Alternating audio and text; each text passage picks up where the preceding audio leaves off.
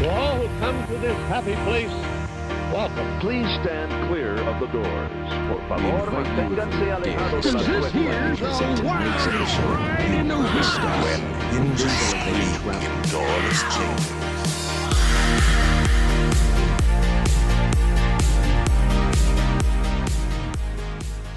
So today on Miles from Main Street, we have Melissa Pilgrim with us. How's it going, Melissa? It's good. It's good. Thanks for joining us. Thanks for joining us this week, Melissa. We have a bunch of questions for you, so I hope you're ready for some great questions from our listeners. I am. Hopefully I can provide some good feedback or answers. Well, I'm excited for this one. So if you guys are enjoying the show, make sure you go out and share this with somebody. Let them know that you're enjoying the show. And because Melissa's here with us, go out and fill out her Jot form. You can find it on our website under sponsors. And she would love to hear from you. So, Michaela, why don't you go ahead with that first question? So we have a couple of questions here for Melissa. The first one is Allie in Wisconsin. In her expert opinion, are the perks of staying on an on-site resort worth the additional cost, since benefits like extra magic hours, free parking, and transportation from MCO have been scaled back, especially versus other options like Disney Springs area hotels? Allie, that's a great question.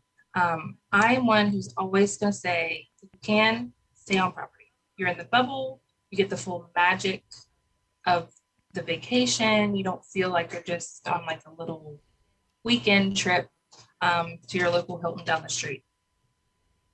The Disney Springs hotels are great if you're just going to spend time, at the water parks or shopping. But if you're going to go to the parks, I recommend the Disney property hotels.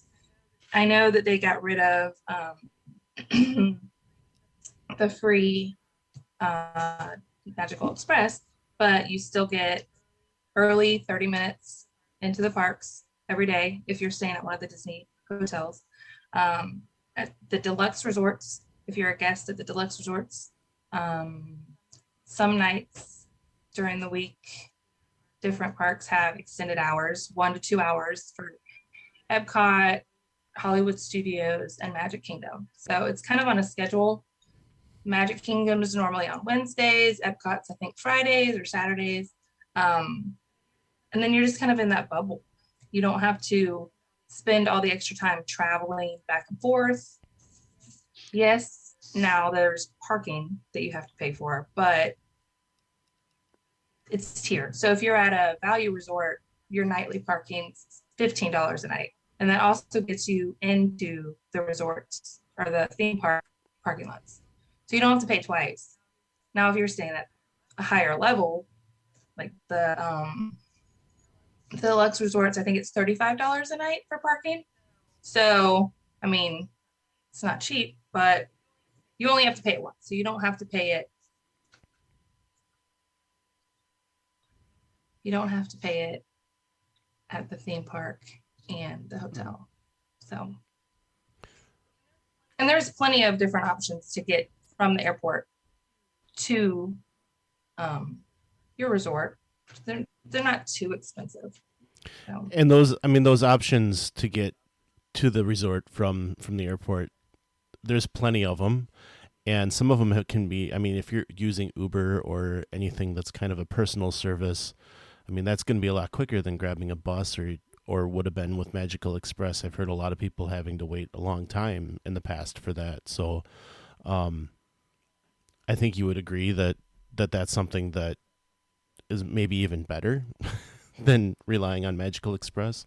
Yeah, if you're coming with like 2 to 4 people, an Uber is going to be quicker, cheaper, and more convenient. So you pop up your phone. You can even schedule it kind of when your plane is going to land. If you have a bigger family where you're bringing a lot of luggage, strollers, there's transportation options that you can book ahead of time. Mears, which actually was the company that ran Magical Express, is still doing it. It's just, you just now have to pay a fee. So, and it's normally for a family of like 5 or 6, it's less than $100 one way. So it's not exorbitant. As a couple right now, it's just me and my fiance. We've been using Lyft most of the time, and Lyft kind of usually runs you around, like, it can be anywhere from $30 to like $60, getting from the airport to the hotel, whichever hotel that you're at. And I think when we were looking at Mears, that's actually kind of like right around where it would be for 2 people anyways.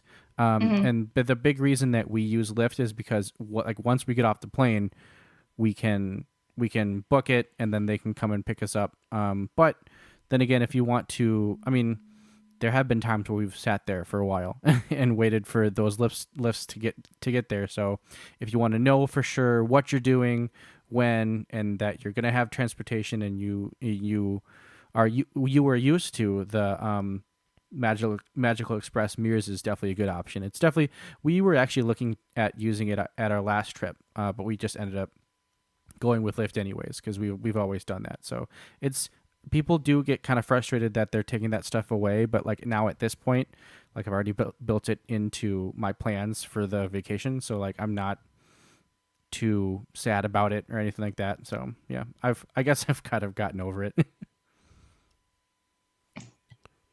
Yeah, I mean, most other places haven't offered the free service, so it's unfortunate that prices are going up and services are getting less, but it's been a service that really only Disney's offered. Yeah. So everywhere else is always charged for the shuttles. Yeah, and going to the deluxe resorts and the extra hours that you were talking about after the park closes, I've heard really, really good things about that, where the parks are really dead. What more can you tell us about that? The extended extra hours. Yeah, I know people really love the Magic Kingdom one. That's kind of always been a thing. I mean, they used to have it for everybody, but now it's just the deluxe resorts, which is kind of nice because before, all the perks were spread out through all the resorts. So you were staying at a value, you were getting the same perks as a deluxe, which is great for a value guest, but the deluxe guests are like spending all this extra money. What's the perk for me? So now the parks are super slower in the evenings because they're just not as utilizing it as there was. I know Hollywood Studios, last I checked, wasn't doing it every week. It seemed to be more sporadic when their extended hours were in the evenings, but Epcot and Magic Kingdom seemed to be every week. It was pretty much a set schedule, which is nice to plan your trip around. I know my family, we're not really rope droppers, so we like to go into the park later and stay up later. So it's a good perk for us when we stay deluxe. Awesome. So Kyle in Utah, he was asking about gift cards. I've heard about gift cards for canceling housekeeping.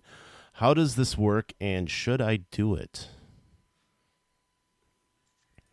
Well, Kyle, bad news. They have stopped offering this service. So when the parks reopened after the COVID shutdowns and a lot of staff was let go, there just wasn't there wasn't as many mousekeepers, is what they call them, to get the rooms ready and change them every day. So instead of having them come in and make up guests' rooms who's already there, they were trying to utilize them to clean the rooms of guests leaving, so that when new people check in, they're not waiting around till 6, 7 o'clock at night to get into their new room.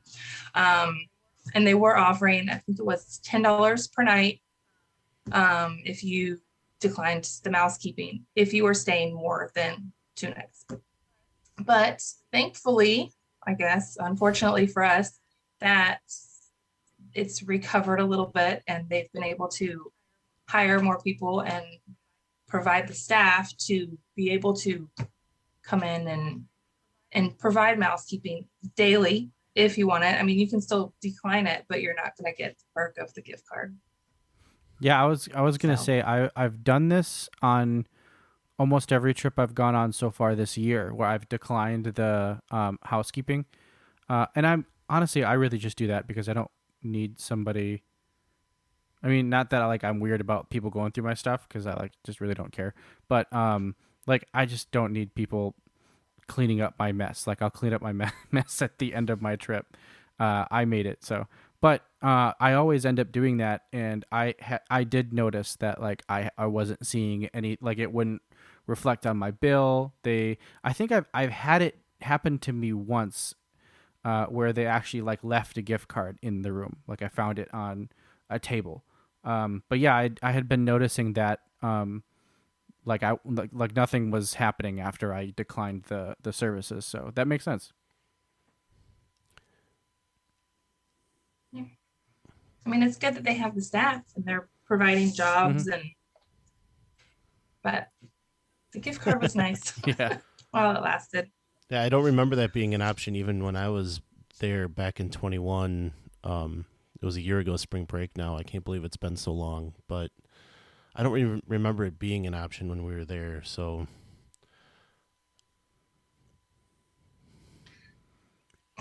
I couldn't find when they actually stopped it, but I think it was at least through November of 2020, but it probably did go into 2021, just the early part. okay. That makes sense.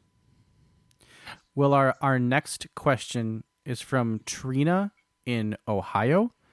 And she says, my son has told me that he doesn't care about anything else other than riding Rise of the Resistance. How would I go about making sure he's able to ride? I don't want him to hate the trip because he didn't get on it. Yeah, a lot of people have this question. A lot of people are like, this is the reason we're going. If we're not going to get to ride this ride, we don't even want to go. There's a few ways to do it. One, stay on property, because then you do get that 30-minute extra time in the morning. So you get ahead of the regular crowd. Rope drop. So stay on property so you get the 30 minutes early, but rope drop so you get there for that time. Go straight there. This ride does break down fairly often throughout the day. So if you're there early and you plan to stay all day, there's a pretty good chance you're going to be able to ride it. 2, buy the lightning lane. You can purchase the lightning lane. You kind of have to think ahead. You buy your Genie now that we can't. Now that we cannot package the Genie with the tickets, you just have to buy it. So either at midnight the night before or 7 o'clock in the morning if you're staying on property, and hop right on at 7, book it, pay for it, and then you can also rope drop, get there, you can maybe ride it twice. Another option is stay late and try to get on it near the end of the day. I wouldn't use that option as that's how we're going to ride the ride, because it goes down so often. So if it goes down near the end of the day, they might not reopen it. And then you're going to be like, But if you've already rode it once and then you're like, okay, we can hang out, stay later, and then just pop in the line the last 30 minutes of the park being open. And then as long as it doesn't go down again, then you should be able to get it a second time. Those are my tips. Yeah, I have to say, from hearing people say oh, it's so hard to get some of these rides and stuff like that. I don't think I've ever not gotten on any of the trips that I've gone on so far where you have to get into the queue virtually and everything like that. I don't think I've ever not gotten those rides. And I'm the type of person who will wake up early. Actually, this is what I do with Genie Plus. Is usually I'm up at midnight the day before, and so at midnight we'll go and buy Genie Plus, because right at midnight you can buy for the next day, because it's technically that day. But so I'll do that, go to sleep, wake up around like 6:45, lay in bed for a little bit, and then like right at 7 start booking stuff. And I mean, I've said it before with dining, like as long as you're trying, like the very minute that like stuff opens up at like 7 a.m. or like with dining reservations, like you're gonna be fairly successful with what you're doing. Like I have never had an issue with not getting one. Now I can totally understand if somebody who's not as in the know as I am, like wouldn't know to do all of these things. I would totally understand that. But yeah, if you know the process, if you know what to do, I've like never had an issue at all. Actually, so this would go well with the newest ride, which is the Guardians of the Galaxy ride out in Epcot. And there's actually 2 ways of riding that. You can join the virtual queue, and you can buy it with Genie Plus. We did both of those both days that we were at Epcot, and we rode that ride 4 times. So if you know the process and if you know what to do when, you can be pretty successful with all of the virtual queues and Genie Plus stuff. So yeah. Yeah, but did you, I mean, the big question is, did you get September? We did actually. We were so excited about it, and it was the last ride that we got. We rode it 4 times, and the 4th time we rode, we got September, and that's the one that we wanted. So we haven't read that. I can't wait. It's really great. No spoilers, because I really enjoyed it, just riding it and not really knowing what I was getting myself into. So, but yeah, it's awesome. It's an amazing ride. So with going back to Rise, do you need to be on there right at 7? Will it sell out right away? Buying the lightning lane. I mean, I would get on at 7, even if you're not like a rope drop family. I would set your alarm, and if you're planning on buying it, to get on right at 7, buy it, and then you have it later in the day when you make it your way into the park. I wouldn't wait to get that one. Mm-hmm. Yeah, agreed, 100%. All right. Well, I hope Trina, that you guys don't have any trouble getting on Rise. But Mandy in Illinois, she has our next question. She is traveling in April for her husband's 40th birthday. I want to surprise him with a special birthday celebration. I've heard about fireworks cruises, but wondering if there's a nice dinner we should be having instead. What else might you recommend? Well, happy birthday. Me and my husband both just celebrated our 40th birthdays. So it's a big milestone, I guess. Milestone birthday. Thanks. Oh, 40. Just feels like 39. Doesn't feel any different. However, really, Mandy, it's going to depend on what your husband likes. This is really going to depend on what your husband likes. Mine would like a nice dinner with just his wife. We'd probably recommend California Grill or like Boathouse. Both are not too stuffy, but they're probably the 2 top restaurants for like a date night out in Disney World. That's not Victoria and Albert's. So it's still, you want to dress up, you want to look nice, but still pretty casual for theme park reservations and restaurants. If you're not thinking of like a fancy dinner, if he likes outdoorsy stuff, maybe you could book a fishing excursion. They do those on Seven Seas Lagoon at You can rent the chartered fishing boats at Lake Polynesian and the Contemporary. You can also take a fireworks cruise on Crescent Lake by the Yacht Club, which is a nice one. And what else is there?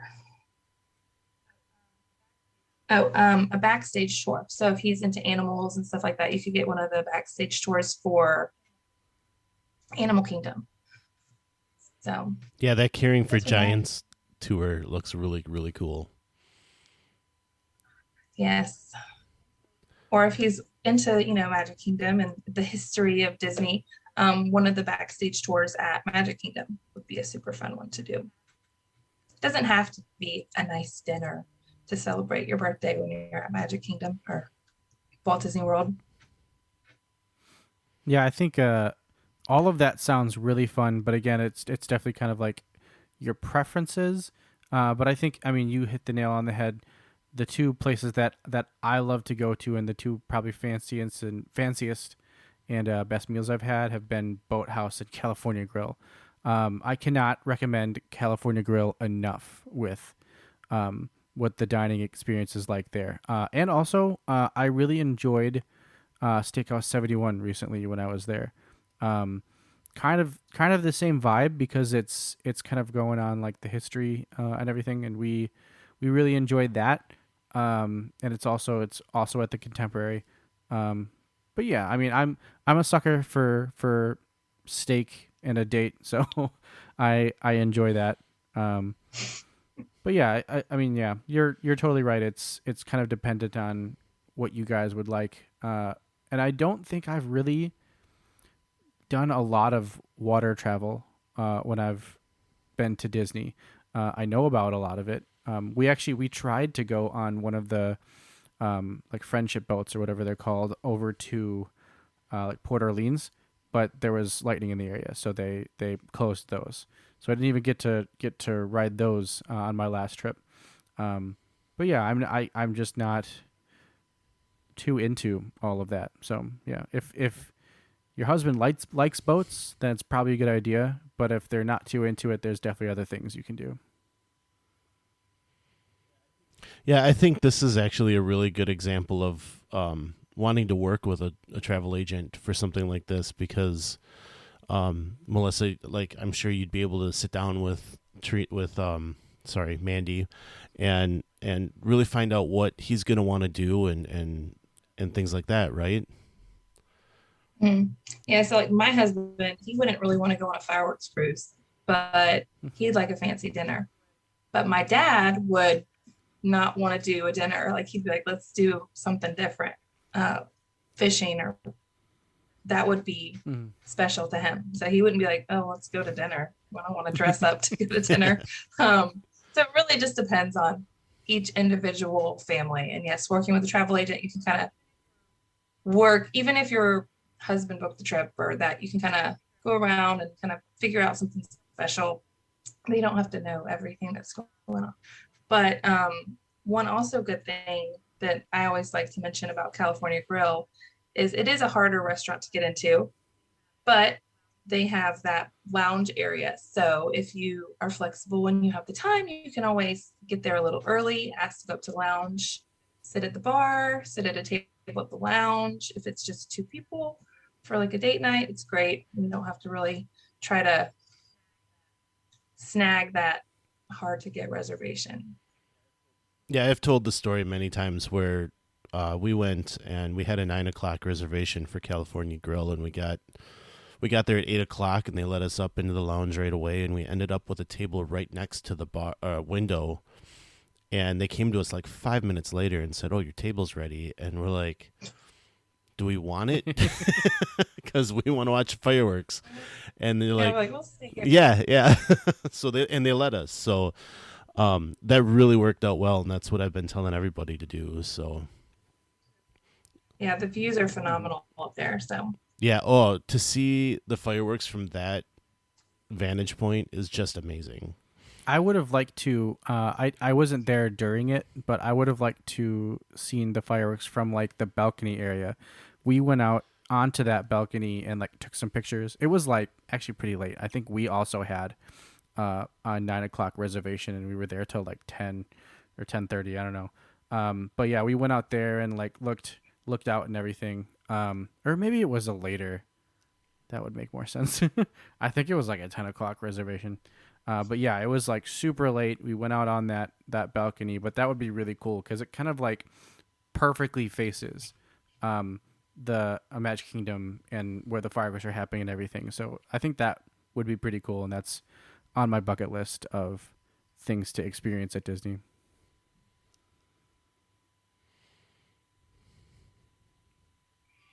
So our next question comes from Jill in Massachusetts. Jill says, Disney Plus is so confusing to me. I feel like there won't be much available by the time we get in the parks. We're not a rope drop family. Can I just go and not have to worry about it? What tips might you have for a non-Genie Plus day?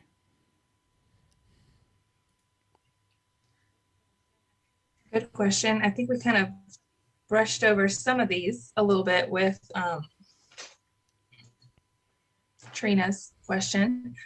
One, I do recommend, like I said before, booking with a travel agent. Most are going to have some kind of tips that they can give you for every park, every kind of travel group you have. If you have little kids or older teens, what's going to work best for your family. But I did a little research into this since we haven't been able to really utilize it in the past year, but there's still plenty to do. Even if you book Genie Plus, I'd still recommend purchasing Genie Plus. Even if you don't plan on getting to the park right at rope drop, you can set your alarm, wake up, like Michaela said, book that first reservation at 7, go back to sleep. Not everyone has to wake up, just mom or dad, whoever maybe can fall back asleep quicker. It doesn't mind waking up. Wake up, make that first reservation, go back to bed or get breakfast, read a book, whatever you do for the morning. 2 hours after that park opens, you can hop on, make another reservation, and then keep going. And then when you end up getting to the park, you'll get there. You already have 3-4 rides lined up and you're ready to go. A lot of people are saying that that's what they do. Not everyone likes to get there super early. So there's still going to be plenty of rides. Even if you don't book the Genie Plus for the day, there's still going to be rides available. There's the regular free Genie, which just kind of shows you the times in the app and what rides are available. You might have to wait in line, and that's okay. People wait in line, but I don't know. What do you guys think? Yeah, I at least for me, I mean, I've done Genie Plus everywhere except for there was one time we didn't book Genie Plus for Animal Kingdom, and the way we did that was we rope dropped, and so that can't help this group. But I mean, I guess like my biggest advice is if you're not gonna get Genie Plus, then rope drop because it was just so we knocked out everything, like all of the big rides that we wanted to do within our like first 30 minutes that we were there. Yeah. But then the good thing about Animal Kingdom is that, I mean, you don't see typically the line times as you see at a bunch of the other parks. So it's actually a lot easier to just really knock out those big rides and then kind of like go experience the rest of the park, and you're not really going to like, maybe you'll wait 20 minutes for something. But the big draws are definitely those heavy hitters that are like Navi River Journey, the Flight of Passage. I I say Everest, but I mean there have been times that I've been to Animal Kingdom and like Everest is like a 15-minute wait most of the day. So like Everest really Yeah. has kind of become like not one of those big rides, but it's a big ride for me because I enjoy it a lot and I like riding it. So I'm happy that it's a 15-minute wait now. Yeah, so I would say since Animal Kingdom is a shorter day park, try to get there as early as you possibly can if you're not going to do Genie Plus. I don't think you have to be there at the beginning of the day, but it closes at like 5 or 7 most days. So if you show up at noon, you're really not going to have a lot of time to do much or see much, and the animals are kind of settling down in the middle of the day. You're not really going to see any animals. So if you're going for the rides, the ride waits should be good. Hollywood Studios and Magic Kingdom for sure. I mean, there's so many rides there. Even if you're not getting into the park until 12 or 1, get Genie Plus and then start booking those rides before you show up is my recommendation. But there are still, if you're flexible, there's still ways to enjoy the parks and ride mini rides without paying extra to do it. You're just going to have to wait in some lines and maybe not do everything. Yeah, I think like the main takeaway of this is understand that you're not going to be able to just jump from ride to ride. Like you just have to go in understanding that you're going to be waiting in line a couple times. Disney is not as bad as Universal. I've been to Universal before without any kind of like skip the line pass, and like that place is nuts. But and that's the thing is that being there after being at Disney and being like, I don't think I ever saw like waits that are like over 200 minutes, and I definitely saw them when I was in Universal. So yeah, you just kind of have to go in understanding that you're going to have to wait a little bit for the things that you want to do. So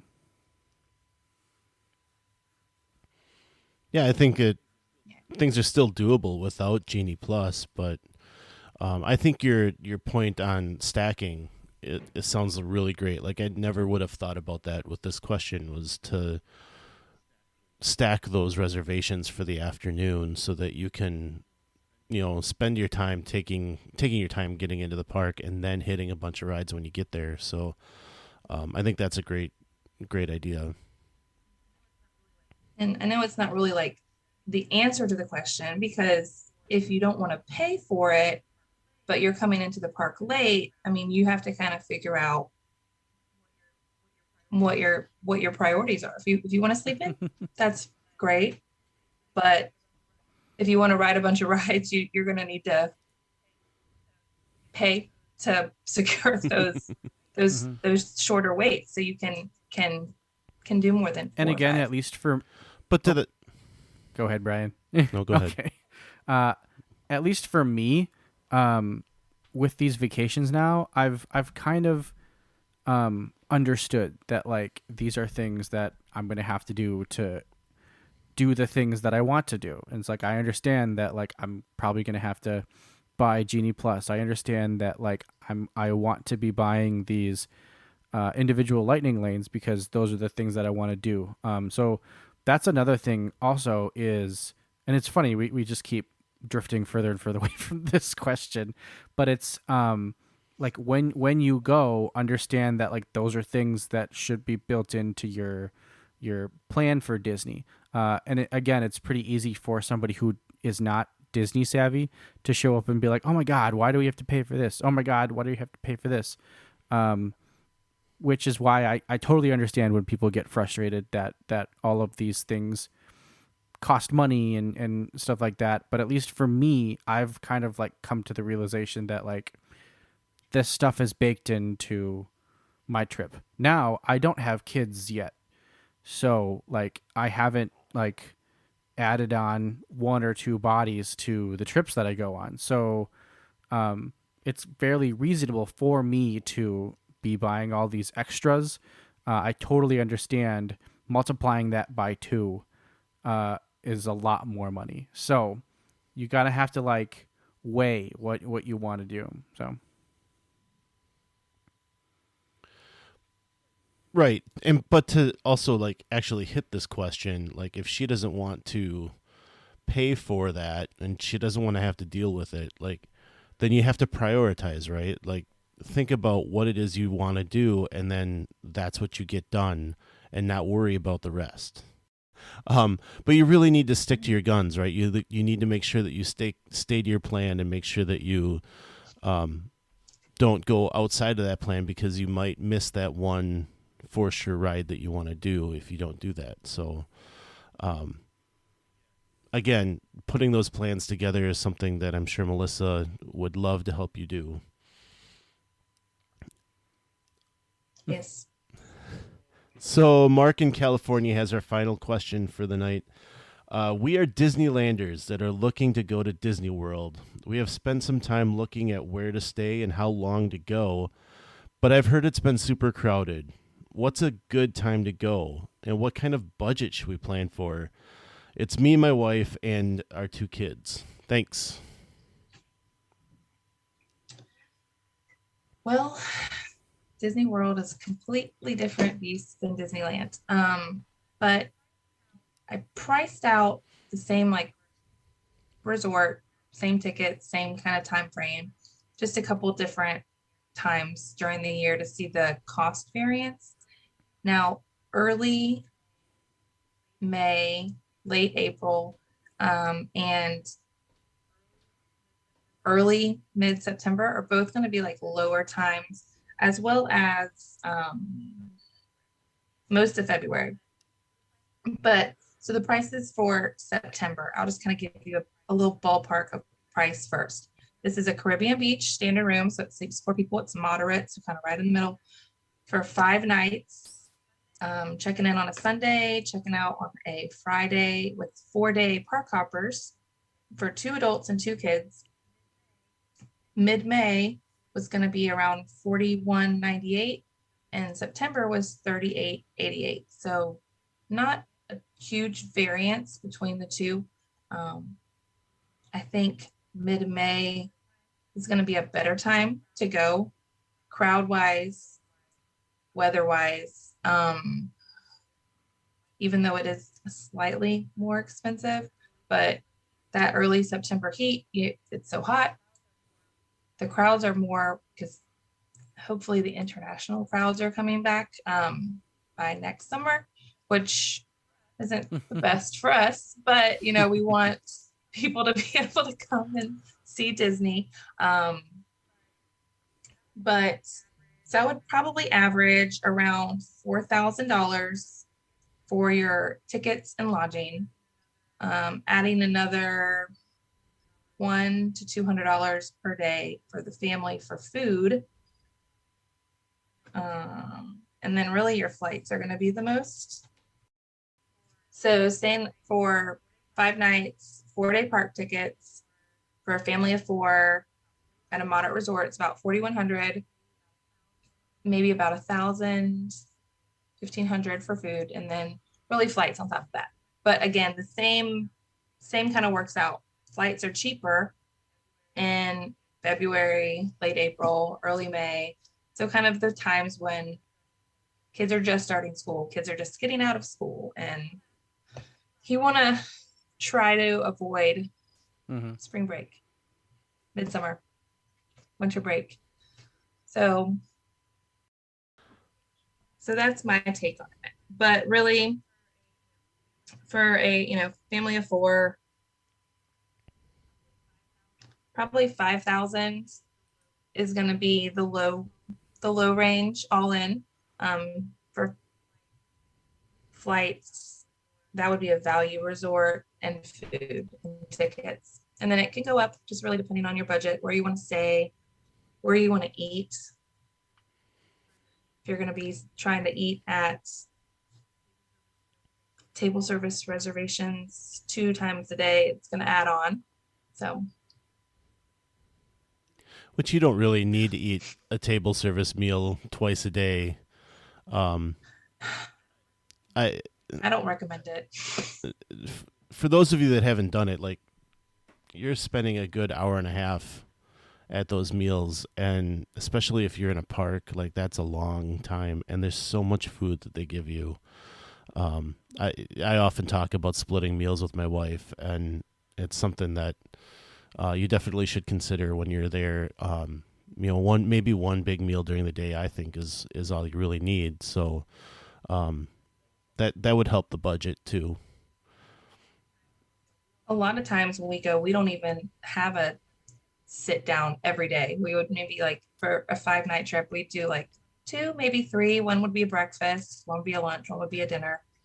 And that's a way to keep moving and also not be spending a lot of extra money, because when you're eating a large meal in the themes parks, you're going to have leftovers, and what are you going to do? You're just going to throw it away. There's nowhere for you to really save it. So that's just wasteful too. Wasting money, wasting food.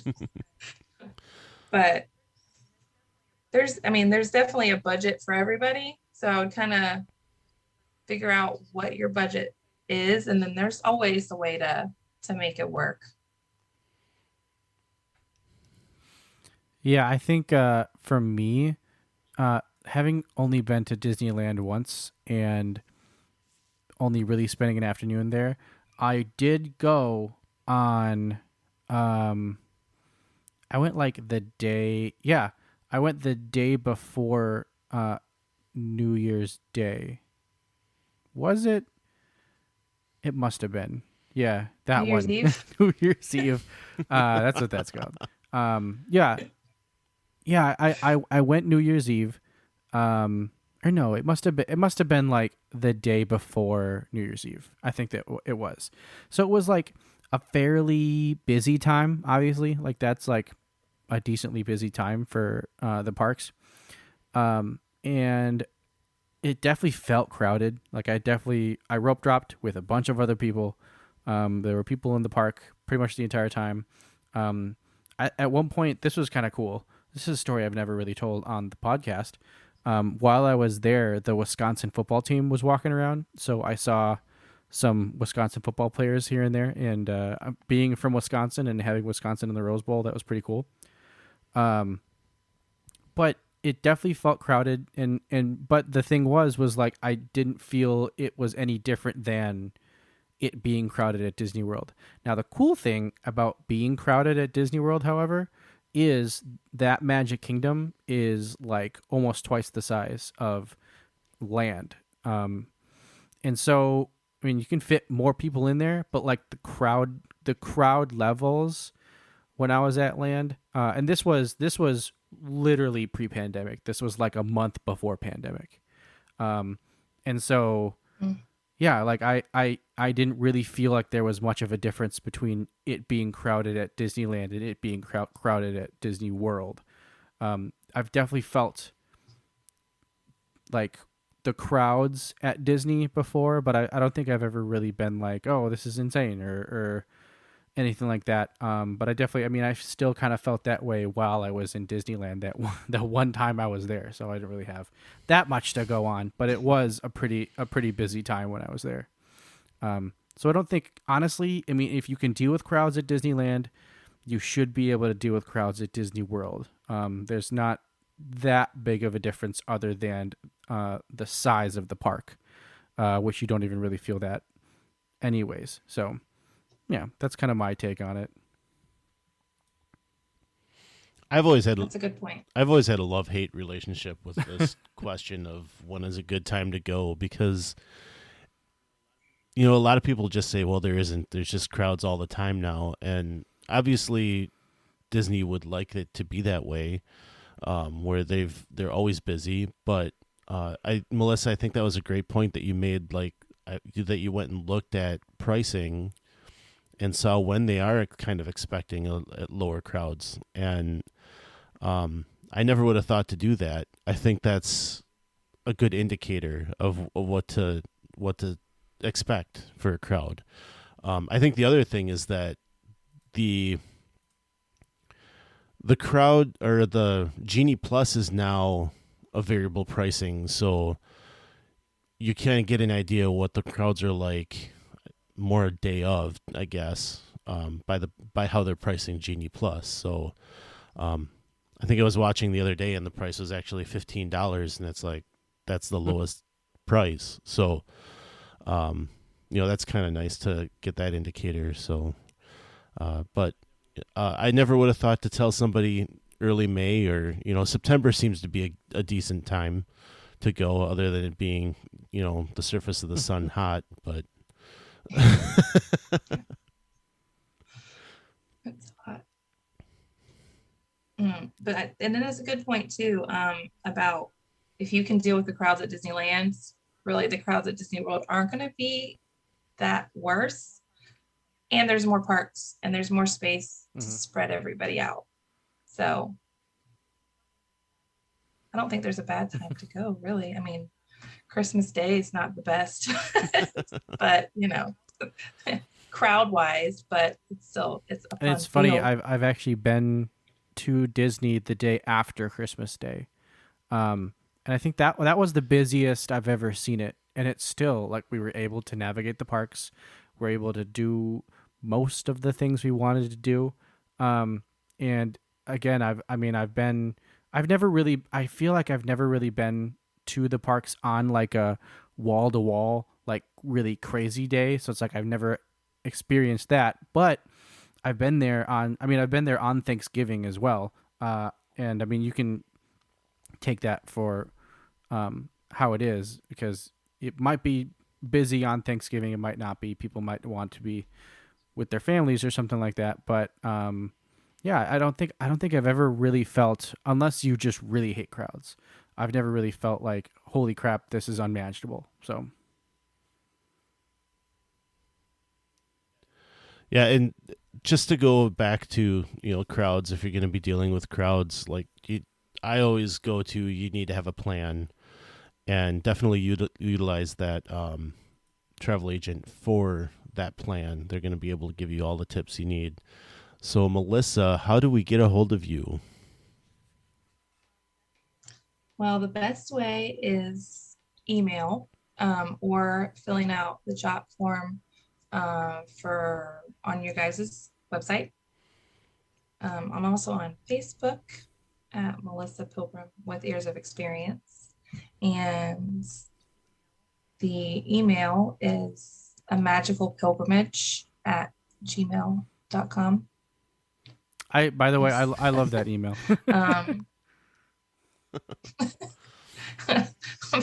I think my husband came up with that. So yes, and I would love to help you book your Walt Disney World. I mean, Disney cruises are, I know a lot of people are holding back on the Disney cruises for, the pandemic restrictions and all the having to navigate the testing and pre-screening that they were doing, and they're moving away from that now. So Disney cruises are booming again. Disneyland, Universal. That's another podcast. We don't talk about that place. That's the other podcast.